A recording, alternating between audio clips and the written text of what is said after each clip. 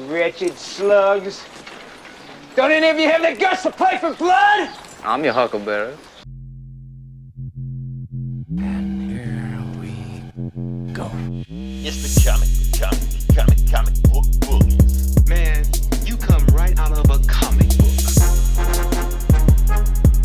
It's the comic book bullies. You will bow down before me!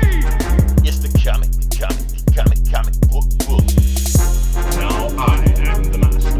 It's the comic book bullies. It's the comic book bullies. All right, give it to me. The following contains offensive language and spoilers. Listener discretion is advised. Na na na na na na na na na na na na na na na na na na. I know Yo. it, but I don't know it. Like Nah. everybody knows it, but they don't know it. It's that one song. That song that everybody knows, but nobody knows. Oh man. Anyway, welcome back to the Comic Book Bullies News. You bullying host Leroy, aka I'm your Huckleberry, with my co-host. Yeah, this is Eli, aka R2DDT2. Yes, whatever that meant. All right, That's and we're right, back man. with it. Yeah, we're back with another episode, and also want to introduce our lovely third co-host. Oh, the Doombot. There you go. Doombot is here in the building. Got to let you know All what's going hail on. the replicants. Yeah, we were The probably talking more about androids. them later on. Eli, I'm starting to go down this AI rabbit hole. I started to fool around with some AI stuff last night. Oh yeah, did you make yourself a girlfriend? Tried to, but it looked like shit. So You can make it look like whatever. I know, Her, man, but obviously I'm not that it. good again. So I don't know. I'm gonna try tonight. So shit. Third time's a charm. Anyway, so yeah, we're back with the episode. We're gonna jump into it. We actually don't have a whole lot of show, but stick with us. We're gonna talk about some stuff. Before we get into it, Eli, can we talk sports? Let's do it. I promise you, this will not interest you at all. Okay. But we're gonna power on through it anyway. First thing I want to talk about is Bronny James. LeBron James' son. If you don't know, LeBron James is a basketball player right now in the NBA. Okay, his son. All right. Reason we're talking about it is because his G League season has finished, and everybody said that he was trash and he was garbage and he wasn't going to be in it. He didn't believe to be in NBA. Didn't belong in the G League. However, he is the youngest player to average 20 points, 5 rebounds, 5 assists. Young player to do that in the G League. So Is that a lot? for him, yes. For people to say he don't even deserve to even be there, that he learned to be like a coach in the YMCA was some shit, not Okay. the NBA, you know. And he's I doing have- this, you know, on one of the best players on the planet right now. You know, like some David and Goliath type shit. I just love that picture. That's the only reason I did this. Like, they want podcast. Let me just find a way to just post that on my podcast. So yeah, Okay, So- see, I'm not a basketball fan, right. but what constitutes a lot of points? Because whenever I do watch basketball, there's a lot of points being scored like every 10 seconds. There's like a basket every 10 seconds. There is a basket every 10 seconds, but it varies depending on the player. Like I said, 20 points in the semi-pro league for, like I said, a guy that people don't even think he belongs there, pretty good, you know. But when you start getting like 30 points, that's about, you know, pretty good also. 40, 50, 60, that's insane. 80, that's like one-time thing, Kobe Bryant. 100 points, that's like Wilt Chamberlain, doesn't exist type stuff, you know. But, you know, it's all relative, if that makes any sense. Yeah, because basketball is like constant scoring. Like, oh, they made another basket again. But it's not like one guy scoring 100 points. That's the thing. Like, who's I the know. most I just say like Yeah. it's a fast-paced game. I right? guess. Yeah, I'm So- used to baseball. 4-2. And that's good. Now baseball hockey. get up there also Hockey, if the scores 1-0. lopsided. So yeah. But I said all Yeah. that to say this. Since he's finally proved himself that he deserves a spot to where he was drafted and he wasn't a nipple baby and everything hand to him. So take that, Stephen A. Smith.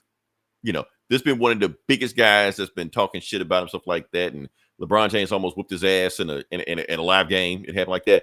Point I'm trying to make, Eli. Oh, I thought you were saying real life. Yes, in real life. Yes. Oh, I mean, you like talking about, whipped his, NBA not, 2K no, like actually whipped his ass, not at basketball, but like Literally. Yes, that's what I mean. He's Oh, okay. yes. Well, good job. Not gonna get into it there. The point I'm trying to make is that people will always say you can't this, you always got these doubts, you got these haters, you can't do this, you ain't gonna do that, you blah blah blah, and also like that. But when you prove them wrong, everything gets silenced.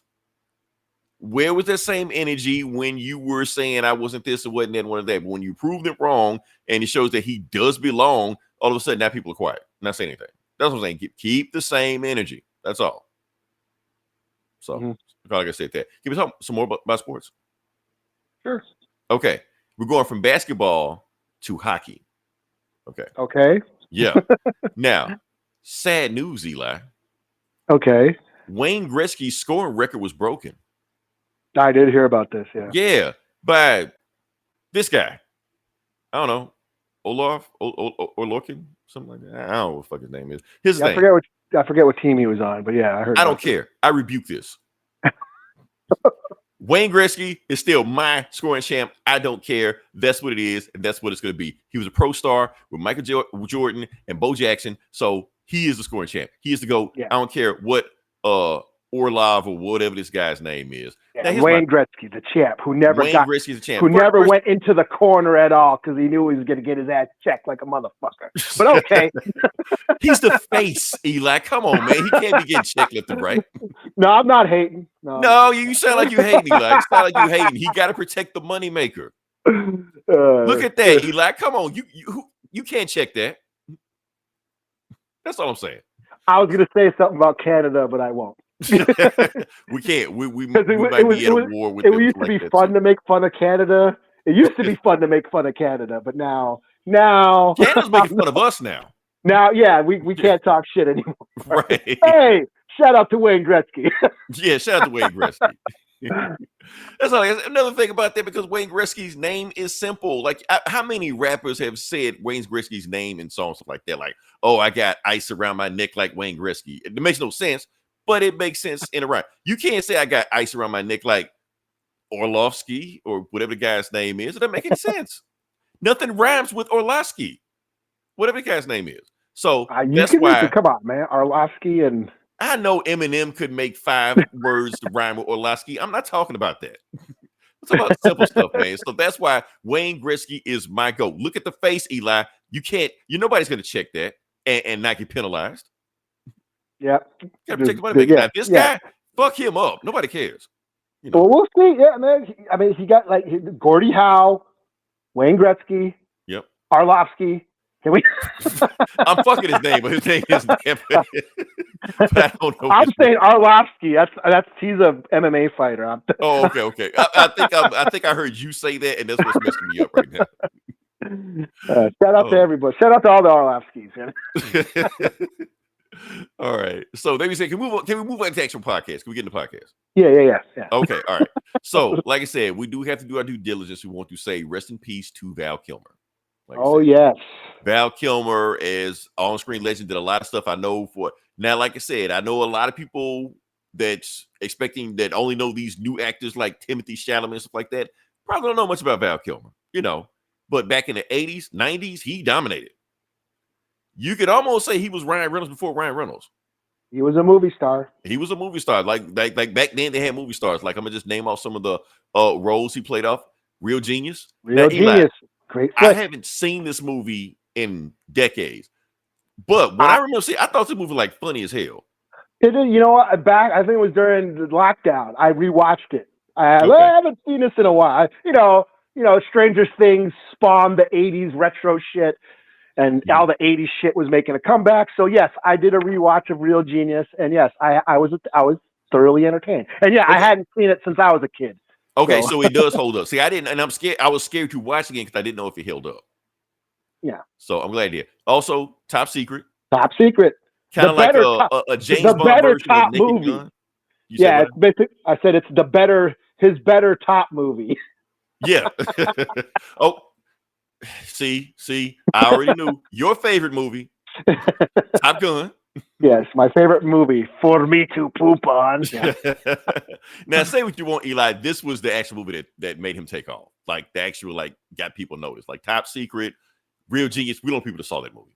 We don't know people that know that movie exists. But Everybody knows Top Gun. So going forward, he made some other rules also. Willow. Mad Mardigan, motherfucker. Okay, let's put it all on the table. Willow sucked.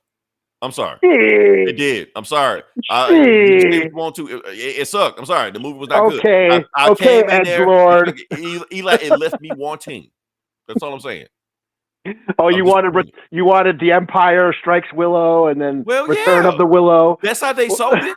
They sold it like that. It is basically Star Wars. That's basically how they pitched it as a Star Wars. Star Wars is Lord of the Rings. And that's the thing. See, I didn't know what Lord of the Rings was. I didn't know it was ripping off Lord of the Rings, not Star Wars. I didn't know that. So looking back at it, like, oh, that's what they were trying to do. In fact, you know what? Fuck this. I'm out of here. I'm gonna go watch Willow.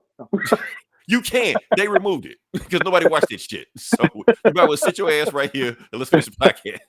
I'm sure I got it on DVD somewhere. Oh shit! Let's go down the road. What else we got? Okay, Tombstone. Yeah, sure. Now, Eli, you know this movie is awesome.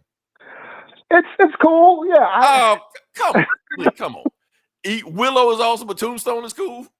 I didn't say Tombstone. I said Tombstone was cool. Okay, all right. I'm just saying. It's like the prettiest Western ever made. Yeah, but it had energy, man. Everybody's pretty and goddamn the mustache. What was the mustache budget? Eli, this scene sold the movie alone. Just this scene right here. Yeah, all those mustaches. Motherfuckers with mustaches. 20 million for the mustache budget. Sam Elliott. No, but for real, Doc Holliday made that movie. Val Kilmer made that movie. Berry. Yes, he made the Nobody even knows what movie. that means. They just people just quote it. Oh, okay. Shout out to Tombstone. Okay, we met Michael Biehn, who played Johnny Ringo. He was in it also. Okay, yeah. Yeah, and we met him at a con, me and Izzy, and we were sitting in at his panel, and he was talking about shooting the gun duel scene with him and Val Kilmer. And how they rehearsed it, their gun battle at the end, and how they came up with that circular waltz, like they were waltzing, like there was a dance. So it was interesting hearing him talk about that scene and, talk about Tombstone. Wait. Y'all talked to Michael Biehn and y'all didn't talk about Terminator? No, we were watching it. He was doing a panel. He talked about Terminator and Alien, all that shit. And I believe somebody, because you have a Q&A, somebody got up and asked him about Tombstone. And then that's when they talked about him and Val shooting that scene with Val Kilmer and how they rehearsed it. And they came up with the waltz, how they circular around each other. It was like they were dancing before they had their gun duel and shit. So yeah. So a little tidbit on Tombstone for all the Tombstone fans. So I ain't totally shitting on the movie. Okay. But Willow was awesome. Okay. I didn't even share the link, Eli. My fault. We gonna keep talking. I'm gonna share the link. Heat. Okay, let's move on. Heat. He was in Heat. Okay. Yeah. Heat. I was gonna put a Heat. Okay, yeah. Heat. Eli, please, you better not say this movie sucked. This movie's awesome. This movie's awesome. Fucking awesome. Okay. Now Heat is awesome. Okay, we're on the same page now. We're on the same page. He was awesome. Okay. I'm 30 for a little. Okay. The Doors. Hey, I saw it on acid. It was cool. Okay. Hey, as long as you saw it fucked up, that's cool. Hey. I think you're supposed to watch it on something. You got to be on something to watch when you watch it. You got to be solved. So, yeah, like I said, awesome roles. Are we forgetting one? I got something to mention, yeah. I think we're forgetting one. Oh, wait. Oh, yeah. Okay. He was Batman. That's right. He was Batman. Now, I'll be honest. Out of all the roles he played, that may have been my least favorite role of his. Yeah, probably. But I know what he was doing. He was trying to, because like I said, if you watch other Val Kilmer's other movies like Real Genius and Top Secret, Top Secret, he was like a big personality. But in that one, he's kind of like downplay. It felt like he was downplaying on purpose so Jim Carrey could run wild. That's what it felt like. Mm-hmm. So I still like the movie, but I like his performance. I like kind of downplay compared to what he normally does. But you know what? I still liked it. I still enjoyed it. So yeah. All right. Well, I gotta give a shout out. Yes. Mm-hmm. Thunderheart. So in the Native community, Val Kilmer has got a pass because he's in one of our few movies that we have. Let me guess. Was he the star of the movie? He was, yes. It was in the early 90s.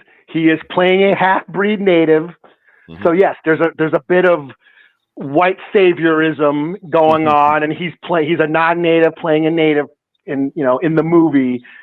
But and it's you like let this movie slide. This is early 90s. What do we got? We didn't have much. This is, Okay. right after Dances with Wolves. Natives were hot for, indigenous film was hot for long as the white guy was the lead, but yeah. Okay. Yeah. Basically, it's all beggars can't be choosers, but hey, problematic nowadays, but we get to pass. Thunderheart is one of our classics. Okay. It's for those who haven't seen Thunderheart, it deals with the American Indian movement and all the political violence that happened in the early 70s in South Dakota and Pine Ridge on those reservations. It's kind of wait. Okay, now you selling me. Yeah, no, you everyone should watch Thunderheart. It's a great flick. So you saying this wasn't like in the frontier time or West Side? Like No, this is like it takes place in the 70s. Huh. He's an FBI agent. It's like I said, it's a watered down version, the fictionalized movie version of what happened on all the political violence that was going on the reservations when the American Indian movement was active. It's a kind of a loosely based on Leonard Peltier. Hey, we never talked about Leonard Peltier. He was free. They freed Leonard Peltier finally after almost 50 years. One of Native American political prisoner. Kind of like Nelson Mandela. Biden released him right before he left office. So kind of a big deal in indigenous country. But anyway, this is loosely based. Well, we're not gonna go there, but yeah, okay. Yeah, but Thunderheart is like loosely based on all those events. And Val Kilmer plays an FBI agent who starts uncovering all this corruption and the cover-ups about the murders and all that stuff. So yes, Thunderheart, that's a big deal for indigenous folks. And yeah, so this one hurt for us. If Native Twitter and Native TikTok, they're doing a big, shout out to Val Kilmer, R.I.P. Val Kilmer. Good journey to Val Kilmer. No, he was in Thunderheart. On game with that one. I didn't know about that. Okay. Yes, Thunderheart was a big deal for us, and it was filmed on. It's filmed on Pine Ridge. It's filmed on the res. It's got Native actors. It's So yeah, like I said, early 90s, white guy playing a native. He's a half breed, but whatever. So, and yes, it's a little bit of the white savior type of thing, but like I said, it's all we had back then. And it's become a classic for us. So yeah, good journey to Val Kilmer. Okay, good journey. For those who don't know him, like I said, he played in a lot of roles. What do we got here? Heat, classic. Yeah. You are not allowed to this podcast if you haven't watched or love Heat. Sorry. You can't. You go away. We don't want you. Yeah, he was great. Thanks for listening, but yeah. What else we got? Have we seen Will Smith gaming stuff? Another one of those guys. No. Yeah. You see what he's doing? Yeah, he's another one of those. Yeah. No. You know what you're doing. He's doing something very specific. Yeah. He's naming all the stuff we banned from talking about. Even though we talk about the shit all the time. We talk about the shit all the time and put it in a comment. That's clever as fuck. Shout out to you. Shout out to you. Okay. I saw what you did. Last week you reviewed Will Smith's new album? I did. Or the week before I came up with that. Upon listening, Eli, there are some more songs I found I like on that song album. But I'm not gonna re-review it. I'm not gonna re-review it. I'm just saying. I gave it a second listen. So you found your summertime jam. I ain't gonna say I found summertime, but there's some songs that I'm like, okay, Will.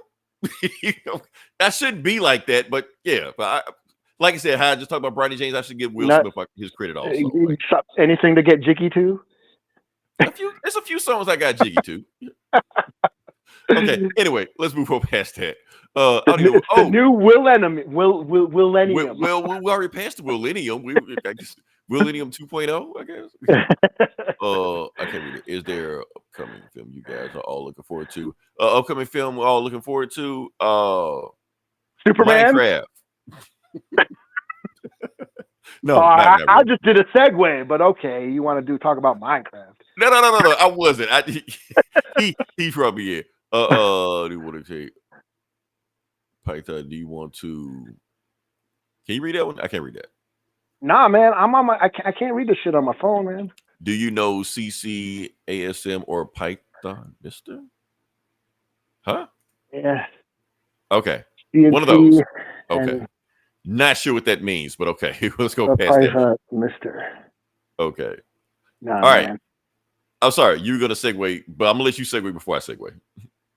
Okay. When you said, well, Superman, he's asking if we were excited about any movies, and I said Oh, Superman. yeah. Superman is coming out. Oh, no. I didn't say whether or not I was excited about it.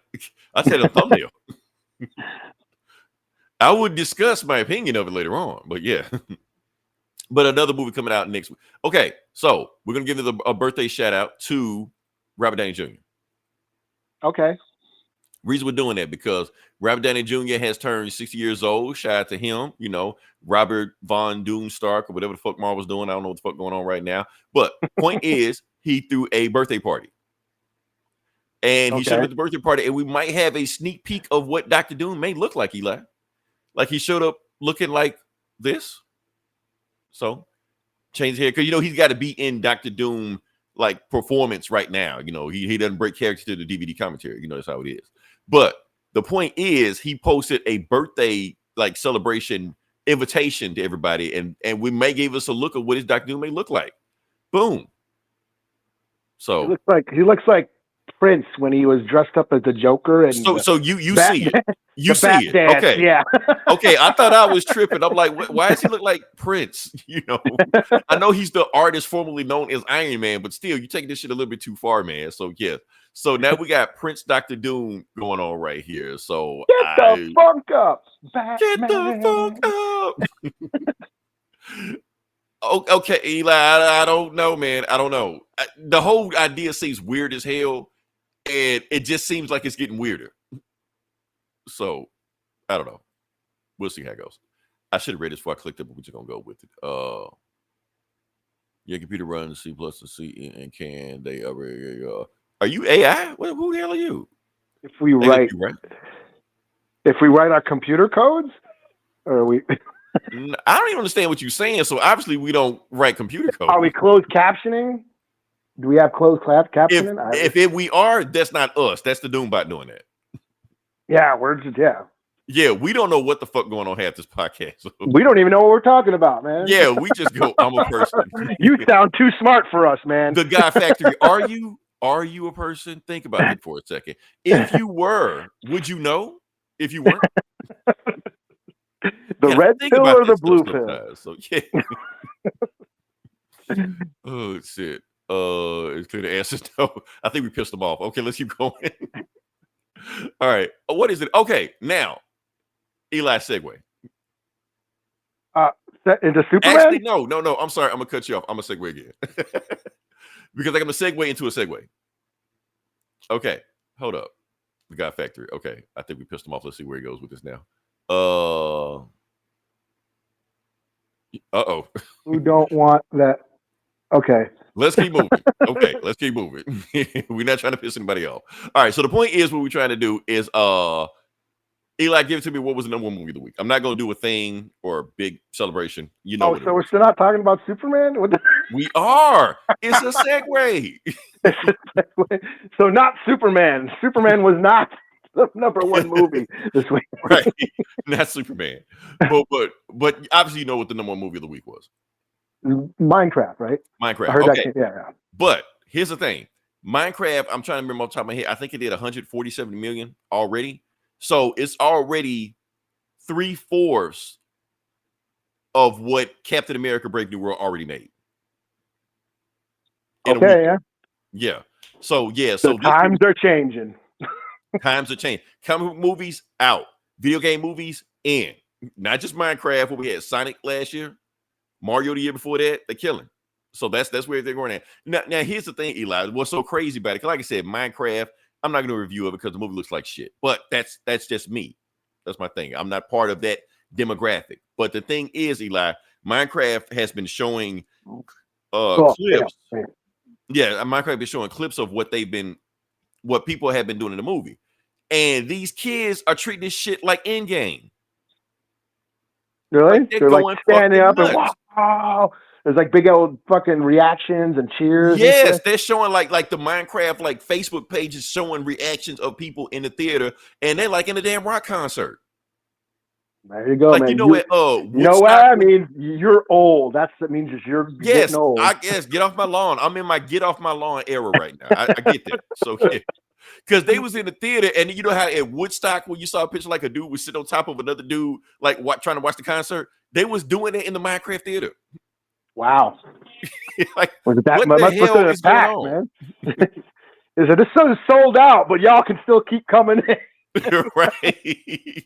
This is insane, man. But you know what? I'm just glad people are having fun. That's all. Like I said, it ain't my thing, and it don't have to be my thing. And that's the thing. Everything don't have to be everybody's thing. That's right. Yeah, you can enjoy shit without shitting on people's enjoyment of things. Yeah, man. For example, Eli, growing up, I thought everybody was a Star Wars fan. Yeah, me too. I was quickly reminded of I quickly learned that fact that was not the case. Yes. Especially like when the reboots came, not the reboots, but the sequels, the sequel version of them came out. Oh, like just before they even came out, like people were just because there was so much hype behind stuff like that, and there was so many people on my timeline, and just so many people anywhere. I've never seen Star Wars movie, and bragging happily about it. Yeah, like that. But I knew about this when the special editions came out back in the 90s. I didn't know that. I didn't know that. I was like, hey man, the Star Wars is coming back, and I heard kids Star Wars. What's that? Like right. What? This was 97. That's another hot topic. I'm old. Wait, Eli, we got a comment. Let's check it. Let's see what we got. Okay. Shout out to Just a Babe in Faith. Tonight, it was crazy. People like, what the fuck is going on? Eli, we are old as hell now, man. Okay. I'm kind of looking for. He's talking about he went to see Minecraft. And how people losing their shit in the theaters. Oh, okay. Mm-hmm. Oh yeah. Well, my brother saw it. My brother brought his kids to see it, and I guess they liked it. Yeah. So. Yeah, y'all kids so lucky. You know what we had? Super Mario Brothers. Movie fucking sucked, man. And y'all getting this shit. I had pole position on Saturday morning cartoons. Yeah, we had to trick ourselves. We had to gaslight ourselves into thinking that movie was good. Knowing that shit was terrible. Oh shit. Anyway, we're talking about Superman. Okay. Yeah, we're gonna talk about my fault. Now the reason I was talking about Minecraft, because the whole point of Minecraft is that they were playing a preview of that 5-minute thing of Superman. You know that thing that they showed online? Yeah. They showed that at the beginning of Minecraft. That's why they dropped it right then. They also dropped it at CinemaCon. The whole bunch of stuff at CinemaCon. We never talk about CinemaCon because I didn't watch it and pay attention to it. But the point was they played that in there. But then they decided to just drop that thing online anyway. So everybody just watch it. So yeah. And Eli, from what I'm hearing, it's a lot of mixed reactions on this one. You know, like I said, it's another trailer of Superman getting his ass beat again. You know, healing. People don't really understand what's going on in the trailer. You got his robot assistants, you know, doing stuff. And trying to see if I can see it. Let me see.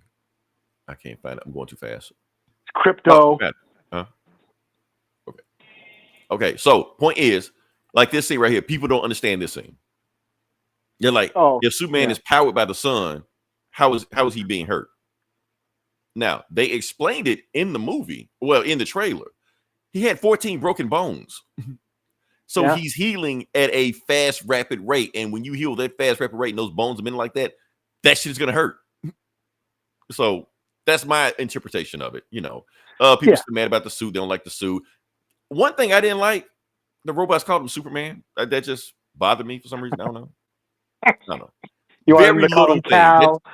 I thought they were gonna call him Kal-El, something like that. But that's just a minor little nitpick. Nothing I'm just flipping out and shit over like that. I was just like, I thought they would get that, you know. But like I said, another reason people like why a lot of people just like, why does Superman need robots? And I keep telling y'all, because Superman always had robots. That's like Superman lore. Yes, I know the Donner's movies never had stuff like that, but Superman in the comics has always had robots just helping him, stuff like that. Sometimes he has a bunch of robots. Sometimes he has one robot. Sometimes it look like C-3PO, sometimes it look like R2-D2, but they kind of do the same thing. That's all like that. And just let you know, for you assholes not paying attention, like Snyder never did that. Zack Snyder had robots in his movie too. They did the exact same thing. They helped out Kryptonians and Superman. That's what they did. It's Kryptonian. Kryptonian AI. Yes. They were doing that stuff. That's all it was. So stop acting brand new like you've never seen this shit before. Stop comparing this shit to Zack Snyder. Zack Snyder would never do this.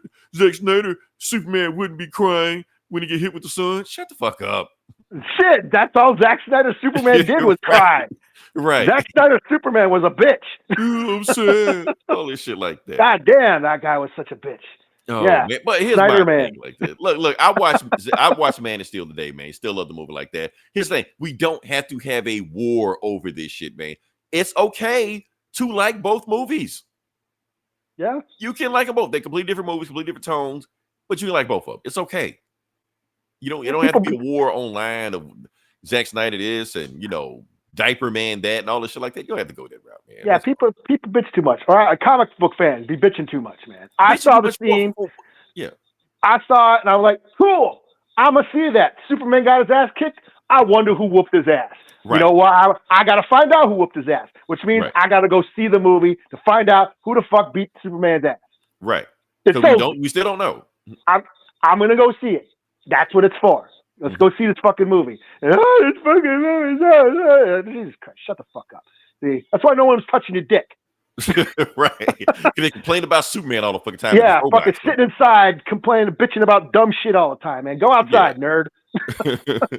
That's some fucking grass, man. Shit. Gay robots. No, it was a girl robot, man. Come on now. Anyway. Oh, shit. Anyway, what were we talking about? Oh, I'm trying to read these comments before I click them because they're starting to get, that time of night. Anyway, but that's all I got. Like I said, the Superman robots, they're cool. I like the Force Star 2. They did exactly like it looked in the Donna version, but it can like rotate to match wherever the sun's, is at. That's pretty cool. I thought it was pretty cool. So yeah, visually, I do think this. It is. I was wondering how would James Gunn make a Superman movie? This is a James Gunn Superman movie. You can very much tell the tone of it just from the 5 minutes of it. Like, okay, yeah, this is definitely James Gunn. Yeah, he basically took Rocket out and put Krypto in. So yeah, but I'm fine with that. I expect him to do that. And it's showing. You can tell that James Gunn is a comic book fan. Absolutely, yeah. So and he's just showing his love for this universe, this world, and there's nothing wrong with that. Like, But here's my thing: like, if you complain about it and also like that, stay your ass at home. Just let us have our Minecraft moment. Let us do that. Let Eli be sitting on top of my shoulders while we watching the movie. And all go crazy like that. Yeah, flashing my tits. Woo! Yeah, crypto. Woo! Oh shit. Okay, can we go to the next part of the podcast? I don't even know where we're going next after this. The Doombots. Did we shout out to the Doombots? We did. We have to. Otherwise, we would have taken us out by now. All right.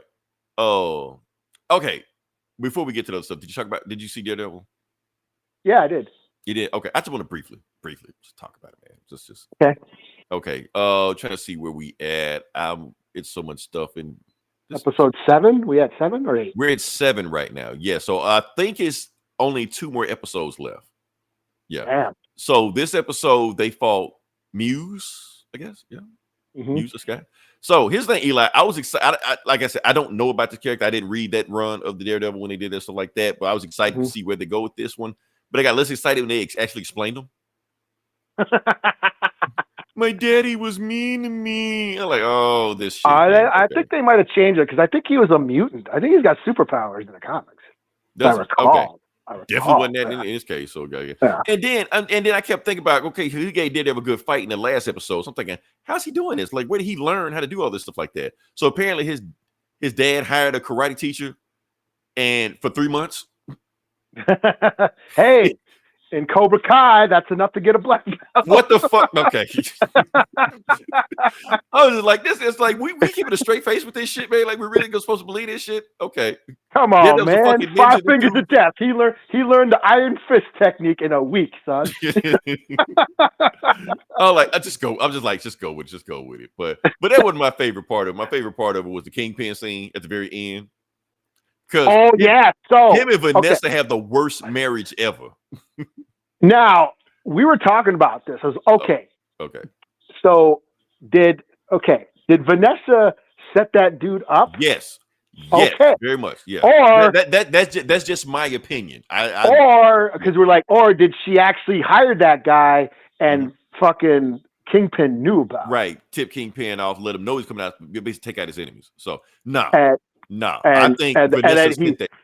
And then he's like, yeah, I know about this shit. Hey, Vanessa, I'm still alive. Like that scene in Scarface. Right. I'm not gonna kill you, Frank. When I answer the phone, say we got him, or we missed him, or whatever. No, we fucked up. You're so shit. So yeah. All right. So that's my thing about that. So I very much think, because remember, Kingpin has her boyfriend in a cage, locked up in a dungeon, beating the shit out of him. Yeah. So I'm pretty sure she ain't forgot about that shit. She's not letting that slide. So it's cool. Yeah, it's cool. I enjoyed this episode better than the last one. Okay, yeah. But now, if you feel that way, Eli, I got some good news for you. Yeah. So what they're saying is that these first 7 episodes were basically the episodes that they had before the new team came on. So episode 8 and 9 are the new team, the team working on season 2 right now. And they said the look of these 2 episodes look completely different from the first 7 episodes. So we're gonna have Deadpool and Spider-Man, all that shit, everything. Doctor Strange, Goku, everybody, Luke Skywalker, everybody you want. Yeah, Dr. Doom, Prince, everybody. Yeah, old Will man Smith. Murdoch could show up. So they say it's supposed to look like the cinematography is different, the tone is different, everything. And basically, what 8 and 9 giving us is basically what season 2 is going to give us. So yeah. Okay. So basically, this was like they basically got for this season. They got to up to season episode 7 until Kevin Feige came in like, "What the fuck y'all doing? Get rid of this shit," you know. So, but yeah. So that's what we got there. So yeah. All right, you ready for the video game section? Sure. I'm about to throw it to you, Eli. I think. Okay. Yeah, because you're gonna talk about G.I. Joe. He'll fight and for no wings freedom have to wherever there's trouble. G.I. Joe was there. G.I. real American hero. Cobra. Cobra, la la la la, yeah. Shout out to everybody who knows what we just. Nobody knows what the fuck we talking about with that. If you knew what we were talking about, you're old as fuck. It's me, you, and Gomer. That is it. Yeah. So yeah, I finally got. See, I was waiting for this game to come out. I was hyped about it. I was talking about it since they announced it. Oh, I can't wait to play this game. Can't wait to play this game. And then it came out in November, and I did not even know. What the hell? I thought this shit. Okay. I've been like waiting and waiting, and then I saw my brother. It was his birthday. Shout out to my brother, Fat T. What up? He was over last night, and we were just talking. Like, man, when that fucking G.I. Joe coming out? And he goes, "It's out. It's out." I'm like, really? And then we looked it up, and it was released in November. So I bought it, $25 on the Switch. $25? Damn. Okay. Yeah, and played it. It's fun. However, there's a lot of glitching. The game froze up on us, but I think we were playing 2. So you have the capacity to play as 4 players. Okay. You know, so for those who don't know, this is G.I. Joe Wrath of Cobra. It is a old school side-scrolling beat 'em up game. You're just running. It's like old school side-scrolling Streets of Rage type shit. You know, running across the screen, beating up a horde of enemies. You get to play as 4 players. You can be Snake Eyes, who's OP as fuck. As he's supposed. Huh? As he's supposed to be. Yeah, you can play as Duke. You can play as Scarlet and you can play as Roadblock.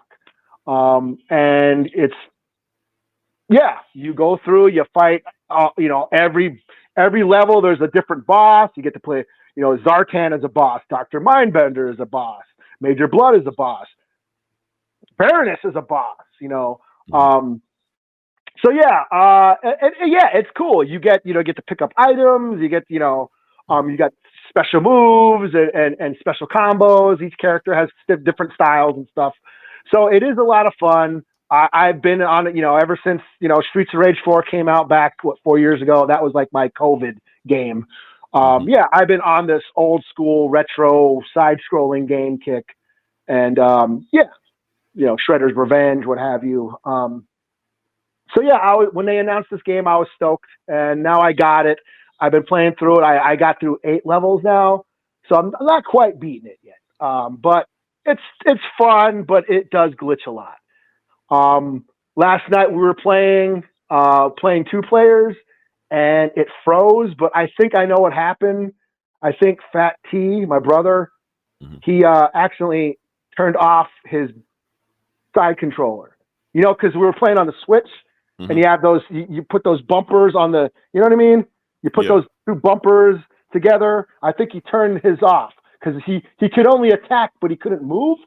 They were like, what happened? Oh, this, and I died. So I died, and then the game froze on him. And they're like, oh, this thing's glitching. But I think his bumper just turned off, or his side, one of his controllers just turned off, But other than that, it is fun, but it does glitch. It starts to lag when there's like a lot of shit on screen. There's a lot of lagging. It slows down. When there's a lot of stuff going on. That's the only thing that kind of sucks. But other than that, it's fun. I'm having a good time. The later levels do get a little challenging. There is some enemies that are hard to beat, and I have died a few times. But no, it's fun. I had a good time playing it. I'm having a good time playing it. So, a little bit of it's not as cool as I was hoping it was going to be, but it's cool enough. So I'll give it a 3 out of 5, I guess, for my review. Sorry, I don't have any footage. I'm playing on the Switch, and the Switch doesn't have Twitch. So. But I thought it did at one time, but I guess they took it off, I guess. I guess they took it off, yeah. Because that's what I was looking for, I was looking. Well, Eli, if you're having a problem with the Switch, I got some good news for you. You like this segue? Sure. Okay. Because they made an announcement this week about the Switch 2. Okay, so we finally have some information about the Switch 2 that just came out. So that for those who don't know, Switch 2 is coming out. I'm thinking that I don't know exactly coming out June, July, something like that. This year, in a few months. You're getting the Switch 2 comes out. Guess the price of the bad boy, Eli. I don't know. $449. Wow, really? Yeah. Pay like you weigh. You get to do it. And they've also announced some games for it also. They announced like Mario Kart World and something else too. I wasn't paying attention to it. But to let y'all know the price of this game, here it is. So digital version of it is $80. Jeez. But do you buy it out of the store, digital brick and mortar, $90 for the regular game. That's it. Mario Kart World. People are freaking the fuck out right now. Like, whoa. $90 video games. It was only a matter of time before it happened. We knew it was going to happen. And say what you want to say. Mario Kart will sell for $90. We know that will. Any Mario game, pretty much. Any Mario game will still be. Or any Mario game now it will sell for $90. Is what's going for. But that's what I'm worried about. Because like I said, I'm not getting a Switch 2. I'm not getting Mario Kart. I'm not getting it like that. But they're setting a precedent. That's the thing. They've opened the door. They've opened the floodgates. And once you open up that door, you can't close it. Because if you're selling Mario Kart for $90, what are they going to sell Grand Theft Auto 6 for? You might as well take out a loan or $200 for like the all DLCs. Right. Sell plasma, or anything. So yeah. Because it's coming. We know it's coming. So yeah. So $90 games going out the door. I mean, games are already $70 as it is, Eli. That's why you don't see me playing a whole bunch of games like I did. So yeah, I gotta catch this shit on sale. $70? No. So that's all I got. Moving on past that. All right. That being said, we can move on to the next part of the podcast. Yep. And y'all stick around. I know y'all like to leave around this time of night, but stick around. We got a treat for y'all. Okay. Oh, So they like I left. said, yeah. So this is Comic Book Bullies. We're talking about comic books. We're gonna jump into it. Eli, I'm gonna let you go first and see what's going on. Yeah. Well, let's see. What should I do? Should I do that Daredevil since we're talking about Daredevil? Piracy totally cool. Piracy is totally not cool, and that's our word, and that's what we're sticking to it. So yeah. He could pirate Also, the show. winners don't do drugs. Okay. What would you say, Daredevil? Okay, yeah. Yeah, Daredevil, Cold Day in Hell. Okay. All right, let's see. So this is just like a new series. It's basically like the Dark Knight Returns version of Daredevil. Okay. Like it's like I'm not sure how many years in the future it is, but Matt Murdock is an old ass man, and yeah, his he doesn't really have his powers anymore. He's got some skills, but he doesn't got them like he used to. Okay. You know, and it's just he's old and frail and doesn't have the pep in his step. He's not hopping around, and well, he can a little bit. You know, there's a scene where he gets mugged and shit, but and then they push him down the stairs, and he does a bunch of flips and lands on his feet, and they're like, "Holy shit!" You know. But he basically there's a robbery. Mm-hmm. Or something happened. There's like a crime happened, and then they blew up the building, and then he went in to go rescue whoever. Like, I got to go in and help people, and he goes in, and who's it he sees? He sees old man Steve Rogers. Okay. Like, right. Yeah, down in that the building, all fucked up and beat up, and he's trying to like he's like holding up the building from collapsing, and he's got like, you know, rebar stuck through him and shit. He's all fucked up, you know, and he's like, oh, and then whoever it was took his shield and took off. So he tries to rescue everybody, but then the building collapses on Cap. He's like, damn it, couldn't get Cap in time, you know. So then he goes and chases the robbers, you know, and he's like, also, okay, so the explosion that blew up the building was also had that chemical that turned him into Daredevil. Same chemical, okay. Yeah, so the same chemical, and that basically reignited his powers again. So okay. And he runs after the robbers or whatever, chases them back, you know, ends up getting lost, loses them, you know, but, you know, the robbers go back to their hideout, and I'm not sure who it's supposed to be, but they're old too. I'm wondering if it's Bullseye.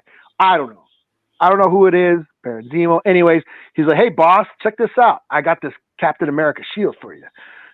He's like, oh, okay. That means so much means Steve Rogers is dead. Well, right on. Cool. Blah, blah, blah, blah. And then he goes into the back, the old villain guy. They haven't named him yet.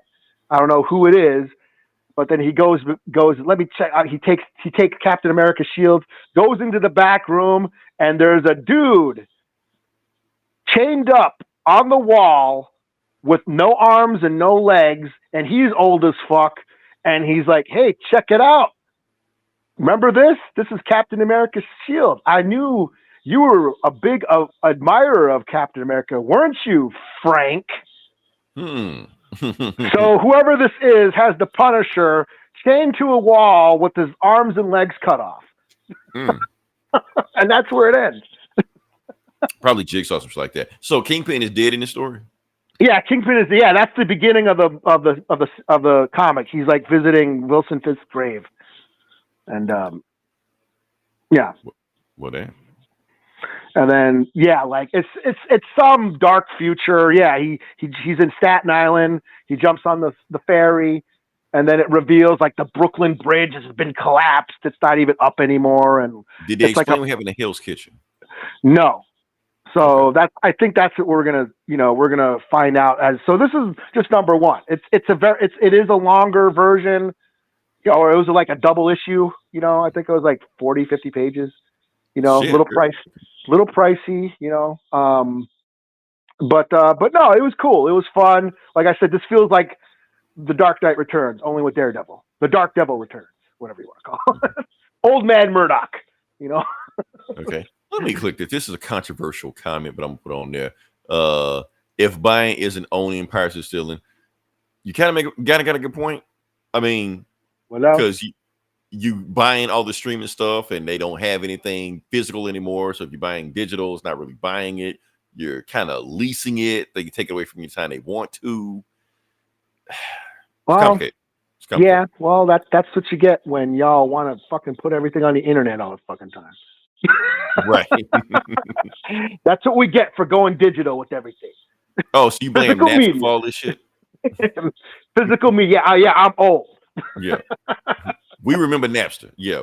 If you can't hold it in your hands, it don't exist. Right. What's that shit Stan Lee said? Like a comic is like holding titties or some shit? Yeah. Never made any sense to me, but okay. Sure, Stan. All right. All right. Dark Devil, Daredevil, Dark Cold Day in Hell. Returns, right. 4 out of 5. I'll give you. Cool. But even if you see the panels, there's a lot of panels, and it almost looks like Frank Miller's art. But who did the art on this? Steve McKibben? Something like that. Yeah. It does resemble. It does look Frank Miller-ish. And Lynn, what's her name? Lynn Varney or whatever. Yeah, that was his wife at the time. So yeah. Yeah, it does look mad Dark Knight-ish. So all right. So next book. Well, first book I'm going to do. So Eli, I don't know how much you know about this book. I will say this: the less you know about this book, the better, because the more about you know about this book, you're not gonna like it. All right. So all new Venom. Number 5. Oh no, I am not reading this at all. No. Okay. Have you heard anything? Do you know anything about this?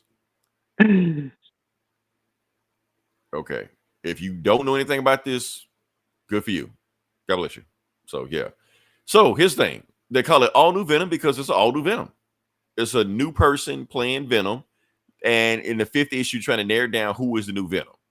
And in this issue, they finally reveal who is the new Venom. It's no longer Eddie Brock. Eddie Brock is Carnage, I think now. I don't know. I think there's a Carnage book where Eddie Brock is. I didn't keep up with it. I don't know anything about it. All I know is Eddie Brock is Carnage. Kid Venom isn't even Dylan anymore. Dylan's something else. Right. He isn't anything else. And they're trying to find out who is the new villain. Is it Dylan? That's what we're trying to figure out. Trying to narrow it down. So we're gonna go to it, and when the end of this book is done, we're gonna reveal who has been the new Venom. Like I said, this Venom has already been Venom for like 5 issues already, and was the same Venom in Gang War. So now they're gonna reveal who it is. So first book opens up is Robbie Robertson talking to your boy Paul. Okay. Yeah. Because Dylan is staying with them now. Dylan's staying with Paul and MJ. Okay. Why? I don't know. I didn't pay attention to this shit like that. Anyway, point is, Robbie came over there because he wanted to make sure Dylan wasn't there because he wanted to have a conversation with him about the new Venom. He was just like, so Dylan's not here right now. I mean, leave Dylan alone. Dylan ain't got nothing to do with this. He's like, I'm not here for Dylan.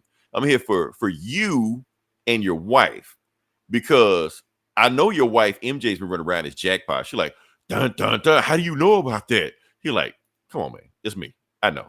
That there's always been a secret that Robbie kind of knows that Peter is Spider-Man also, but he says just enough to kind of make him kind of know, but not know. We don't know if he knows or not. The point is, but he knows Mary Jane is jackpot. He's there right now to confront him. He's like, because I'm going to tell you who is the real Venom. And before we get to that, we cut some other bullshit about Rick Jones is a Venom's son or some shit. Fuck all that. I don't care. Move on past that. MODOK snots lasers out of the nose and shit. Venom's son almost dies, and when he doesn't die, he turns into MODOK, makes MODOK go to sleep, and controls Rick Jones again, goes to his mouth, and shit like that. Whatever. Anyway, the fight drains Venom, so he goes back home, and he was like, I can't because if I need to eat something to get Venom up and running. So Venom goes home, and meanwhile, Robbie Robertson just think say, okay, look, bullshit is over with. I know Venom isn't who you think it is. I know it's not Man in Mask. I know it's not Luke Cage. I know it's not Rick Jones. I know it's not Dylan. I know who Venom is the entire time. And matter of fact, why don't you tell him who Venom is? Oh, good thing you came home. And opens up the door, and it is, oh, fuck all these people. I don't care. Oh, he's telling the clues of how he put all the shit together. So tell him, Paul. So anyway, boom. Get to the end. Shit, to all these. Okay, here. Bam. The new Venom. Mary Jane Who is Watson. it? It's Mary Jane. Oh, okay. Yeah. All right. To be continued. Dun dun dun dun. Yeah. So what the fuck, Marvel? What the hell, man? Honestly, I would have been cool with Paul. Why isn't Paul Venom? That would have made more sense. That way Peter can beat the shit out of him. Was Paul the dude she banged and had kids with or something? Yes, and they're still banging. Oh, that's why you said that he's my boy. Yes. I totally forgot about him until you forgot. How can you forget about Paul? He's the most dated Spider-Man person ever. Not Carnage. Because that is why I forgot about him. Right. All right. So I just the only reason I picked this book because they finally revealed who been away. And everybody was like Mary Jane. What the fuck? Here's the thing, Marvel. Okay, if you're not going to make Mary Jane and Peter a thing, and you completely separate them, then make Mary Jane go away. I ain't saying kill her. I ain't saying put her in suspended animation, stick in another universe like that. Just have her go away. She's with Paul. Have her and Paul go somewhere. Get them the fuck out of here and just do their thing. Stop making them a thing. Stop making Mary Jane a thing without Peter Parker. Haven't you learned your lesson with Craven and Morbius and Madam Web? All this other shit. So, damn it. Did this trigger you? I'm sorry, man. Let me calm down, okay? Anyway, fuck this book out of 5. That's what we're going to say. So. All right, so what you got next? I will do the G.I. Joe silent missions. I had finding this one, but because I kept finding like an 80s version of silent missions. Yeah. Well, yeah, I'll talk about that. Okay. Is this anything connected to that, or? Well, kind of, yeah. So this is I believe it is part of that Energon universe. So for those who don't know, G.I. Joe is on Image. It's part of the Energon universe, this new sort of comic book line where the Transformers and G.I. Joe are merging universes. They're crossing over, and it's been awesome. Transformers, that new Transformers book has been like my favorite shit for the past 2 years now. Mm-hmm. The G.I. Joe books have been a lot of fun too. This is sort of falling into that. So this is like a new side series or whatever. Silent missions. And this is where they're going to do a new character and a silent issue. And this is Beachhead. So Beachhead is a G.I. Joe guy. I think he was the trainer. He trained. Okay. So basically you're saying this book's like solo issues, like stories? Yeah, like there's no words. Oh. There's no words, no letters. It's all visual. All right. So this basically has Beachhead. He's in some war-torn city that Cobra must have did something to. The kids, they're all, the victims they're all in these burned out buildings, and the city's demolished. But a Cobra helicopter crashes, and Beachhead gets out. He must have fucked up the Cobra soldiers. Gets out. He's wounded. The kids sort of take him back to their hideout. But then Cobra is patrolling this war-torn area. And the kids sort of help Beachhead escape. They go and find him a communicator.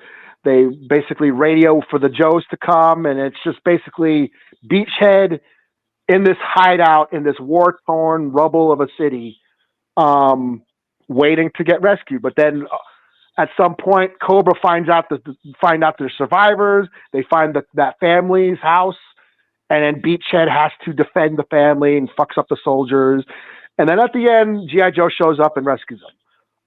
So it's just a one-shot issue. But yes, there's no words. There's no lettering, nothing, no dialogue, no text, no captions. It's just all visuals. Pretty cool. It is a little... The war-torn city does look like scenes out of, like current war-torn cities that are happening right now. So, that was a little a little, I was a little bit taken back, how it resembled what is going on in our current state of affairs, but yeah, I mean, it was pretty cool, like I said, it's silent issues. So basically what this is, and I did not know that until I got to the end of the book where the editor says, so yeah, this is the new series, the Silent Mission series, where every month or whatever, they're going to have a new silent mission focusing on a certain character. And there's going to be no dialogue. And this is a throwback to G.I. Joe, I believe it was number 21, back in the 80s. The original G.I. When I Googled this, that's what popped up. Okay. Yes. That was the silent issue. And I believe, and from what they're saying, that was the first comic book to ever do that. To have no dialogue. I don't think so. Well, okay. Comic book. Right. That's what I'm saying. Okay. Well, anyway. Reason I'm saying that because when you start explaining it, it made me think about a Nick Fury Agents of S.H.I.E.L.D. comic. Okay. I think it was Nick Fury Agents of S.H.I.E.L.D. number 6-5, whatever like that, back in the 60s, like that. It was every specific reason they did it. About to go into some comic book history for you. So Steve Steranko wrote that book, and at the time, artists were complaining, like Jack Kirby, Steve Ditko, Steve Steranko, also like that, like they wanted writing credits because Stan Lee wasn't doing shit. He'd write like a sentence, have them fighting, and then they actually have to plot the whole book, write the whole book, draw the whole book, slit the whole book, something like that. So Steve Steranko tried to I'm gonna show Stan, I'm gonna show his ass. So basically, he drew a comic with no words.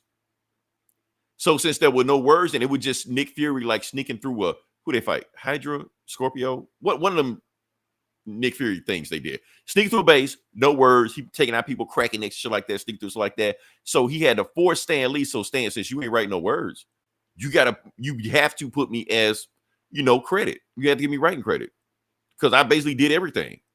Shouldn't give him writing credit. Still put his name on there, even though he didn't do shit. But that's my whole thing. So I think that invented it, and I feel like that Silent Mission was from that, especially since G.I. Joe, Agents of S.H.I.E.L.D. I feel like a lot of G.I. Joe does take from those Nick Fury Agents of S.H.I.E.L.D. comics. Okay. Yeah. Well, Larry Hama based a lot of his G.I. Joes on his Vietnam experiences, from what I understand. Oh, okay. I completely missed that. Okay. It's a comic book. No, motherfucker, I was there. I had PTSD. Okay. But anyways, so about G.I. Joe number 21. Mm-hmm. There's absolutely no words in it. And the reason being is they were behind. They were behind on schedule. Mm-hmm. And they're like, you know what? By not putting any lettering or words or dialogue, that will save us like a week's worth because we don't have to take this to lettering. We can just skip the lettering stage and get this out, and that'll put us back on schedule. So that's basically what they did. Like we'll just put this out and we'll catch us back on schedule. That's why they did it. But it turned out to be this big groundbreaking thing. Mm-hmm. And then after that, yes, there were more books started doing that. I remember, not totally. I remember there was a Sin City, Silent Night, Sin City, was one. There was, I think, one line of dialogue at the very end. There was like Hawkeye. Was it the dog episode? Matt Fraction, wasn't there like a dog one? Okay. You followed the dog, and then of course Hickman, Fantastic Four after Johnny Storm died. Right. Okay, so let me talk about that Jonathan Hickman, Johnny Storm thing. They actually all of Marvel Comics that month did that, and that was actually a tribute to 9/11. Yeah. Okay. Yeah. Yeah, it was called Enough Said. Black Panther did it. Fantastic Four, like you said, did it. There was an Avengers book that did it also, but it was like all their lines had no words, and they called it Enough Said, and it was a tribute to 9/11. But yeah. Okay. Right. Yeah. And then Tomasi, I believe, was it Batman? Tomasi's one, or Batman and Robin? Mm-hmm. When Damian was dead, or thought Damian died. Yeah. There was a silent issue in that. So. But basically, what another cool thing about G.I. Joe number 21, the silent issue or the silent interlude, it was like the first appearance of Storm Shadow. Was it? In that book? Okay. Yeah, so it was like the first appearance of Storm Shadow, I believe, and then the book is just about Snake Eyes rescuing Scarlet. And it's just, and he's being a ninja. So it's ninja shit.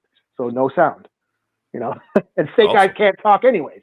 So Because I was wondering when you told me there was a silent book, I'm like, why isn't Snake Eyes in there? Now I'm just realized Snake Eyes already had a book like that. So yeah, so this is Beachhead. Next month, I believe, is Jinx, and they're gonna have a Spirit book, silent. okay, not in November, right? No, Okay, just who making knows? sure. There's going to be 5 of them. By the time we get there, it might be in November.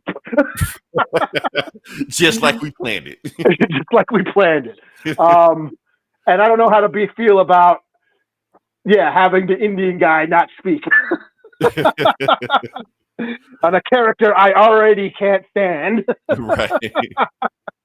You know that character you think is cheesy as fuck and corny and dressed in a corny ass outfit? Well, he's not talking either.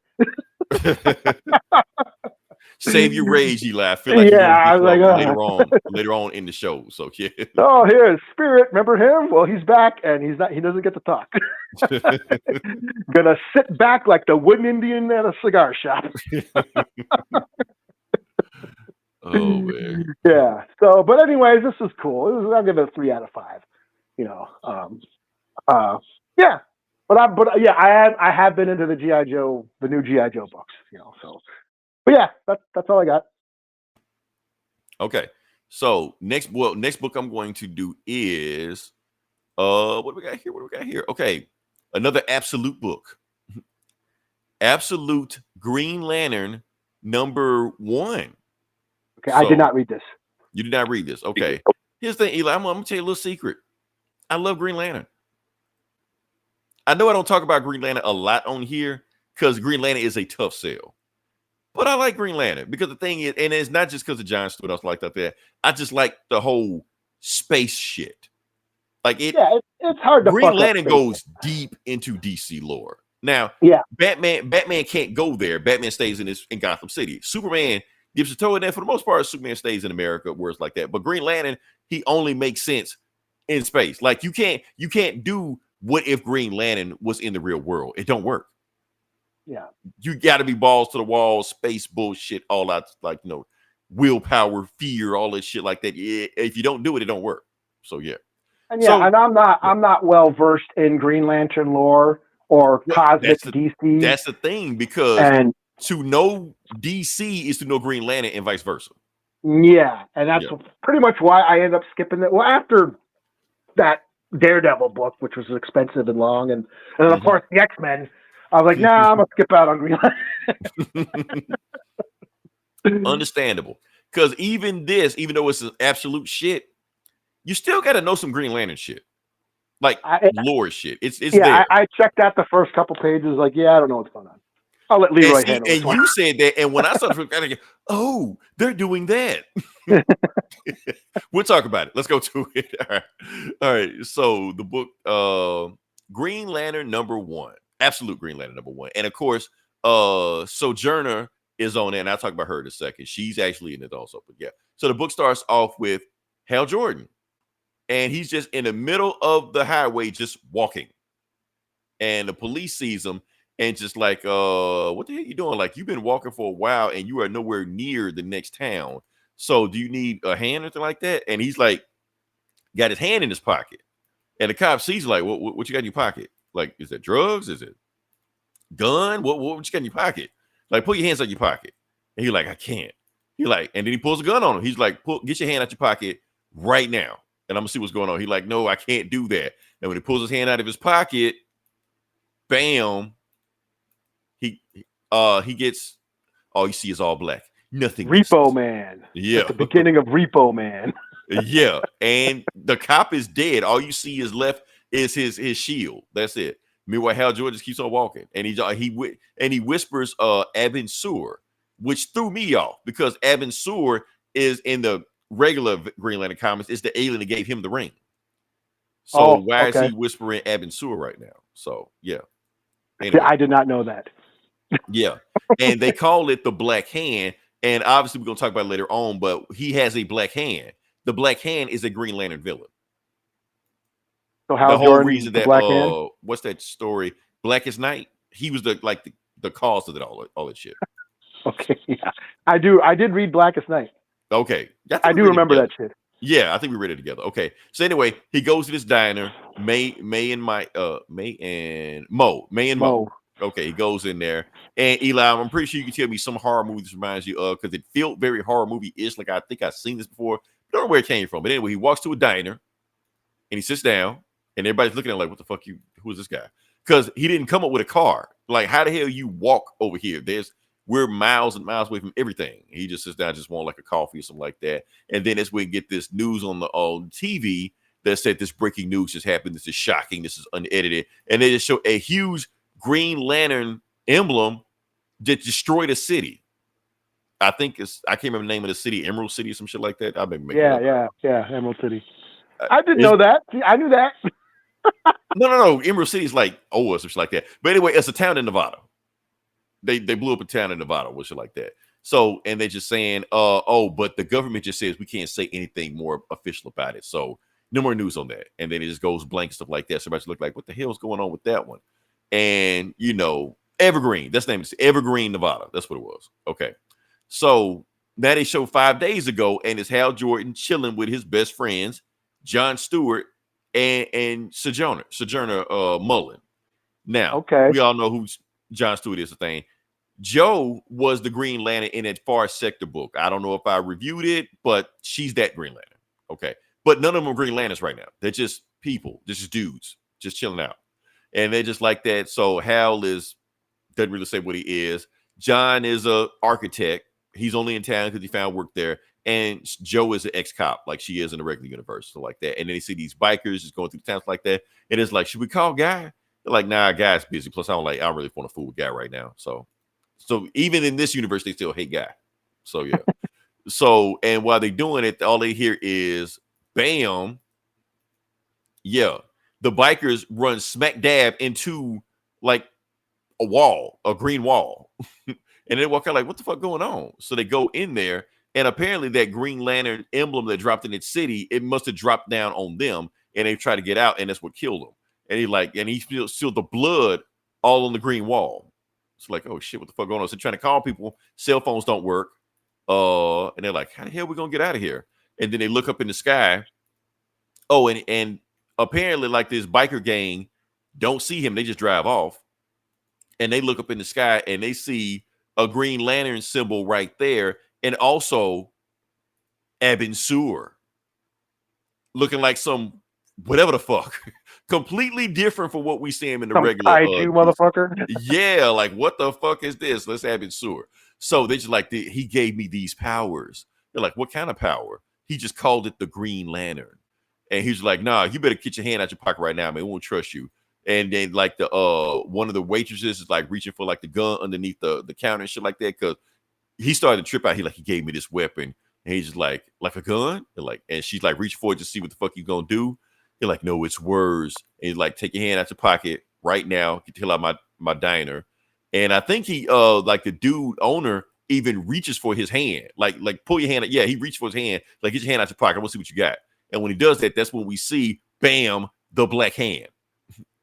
And it kills the dude instantly. And all you see is like his gold chain hits the ground and shit like that, And she's like, what the hell did you just do? He was like, sorry, the hand only comes out when I get scared or in danger. And as soon as he says that, bam, that waitress pulls the gun out and shoots him in the shoulder. He's like, why'd you do that? So now the whole diner's gone. He kills everybody. Yeah, everybody's dead because he freaked out, shit like that. And even though he got shot, the black hand heals him. He's like, you won't let me die, will you? And while he's doing all that shit, that's when somebody else walks into the door. And who is it? Sojourner as the Green Lantern. To be continued. So, okay. Yeah. So, Al Ewing, you redeemed yourself from that Venom bullshit. So, because he wrote this. So, yeah.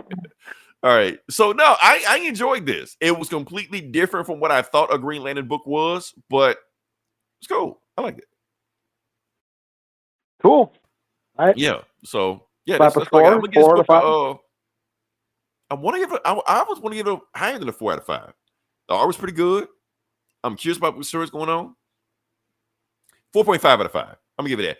Eli, what horror movie did it remind you of? I know you were thinking of it. Which one? Well, there's a lot of like horror movies where they step into a diner and shit. And yeah. What's the first one to come to mind? I want to test your knowledge.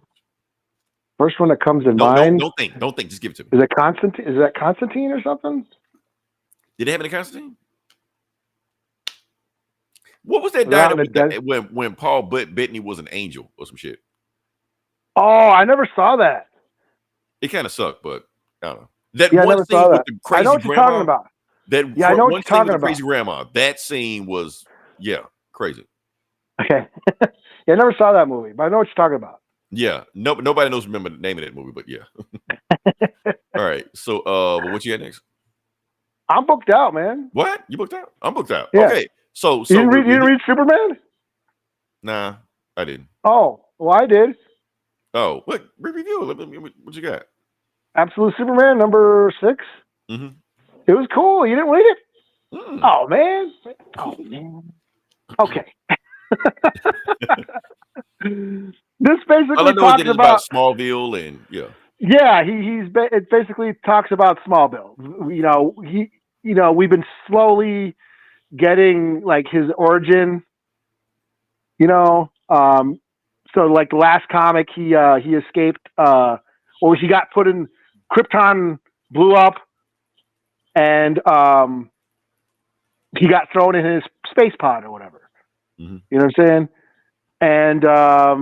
And it's basically how he got to Earth. Mm-hmm. I'm trying to pull it up here. Okay, here we go.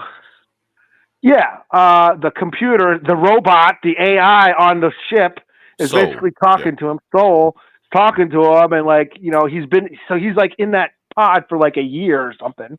Mm-hmm. And then he finally gets to Earth, like he was going crazy in there and stuff. And he's like, starving and shit, almost dying. But then he finally gets to Earth, and the yellow sun like charges him, mm-hmm. just like in the James Gunn scene there. The yellow sun charges him, and like, oh my god, and then it like gives him all his powers, and then he crash lands, in Kansas, Ma and Pa Kent, so.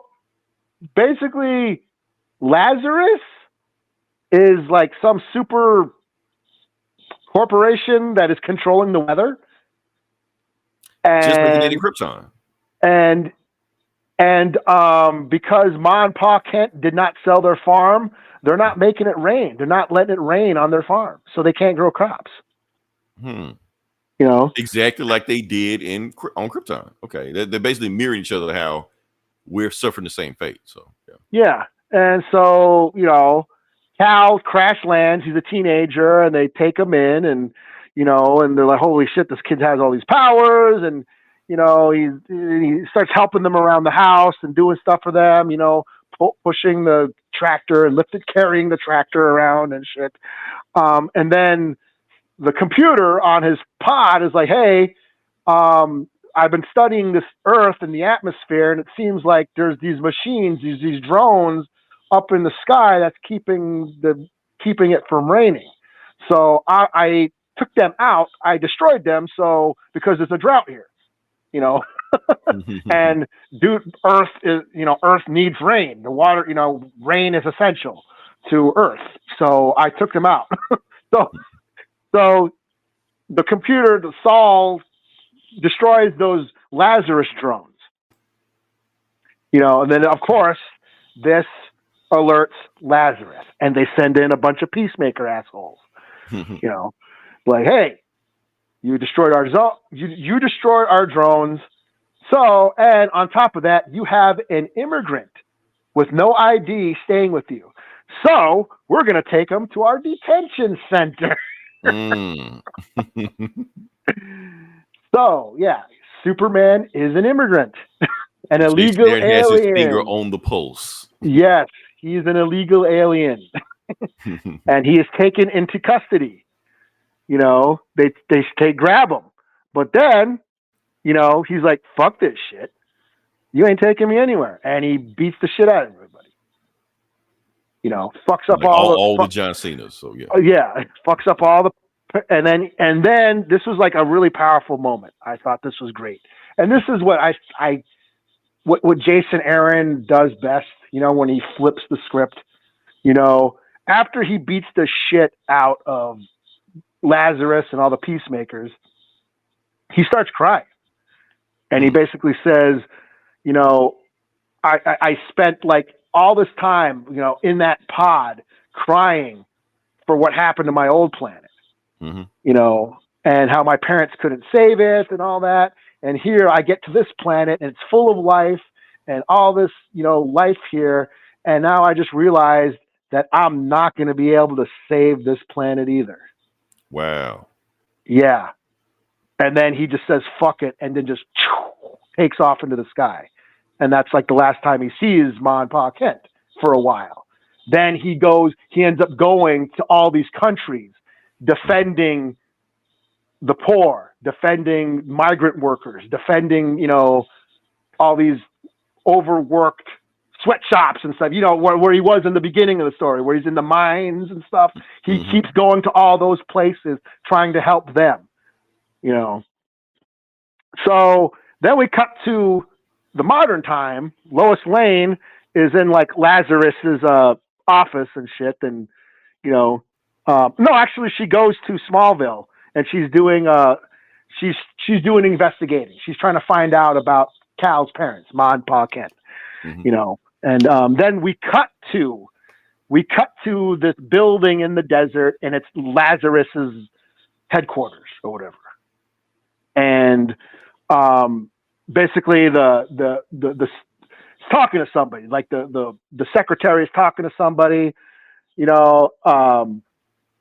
talking about how Agent Lane is doing all this shit. She's like investigating all this. She's uncovering secrets, blah, blah, blah, blah. We got to do something,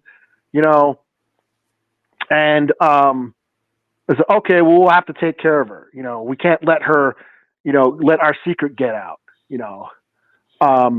and we have to go after this Superman, because he needs to learn that he must kneel down to his leader.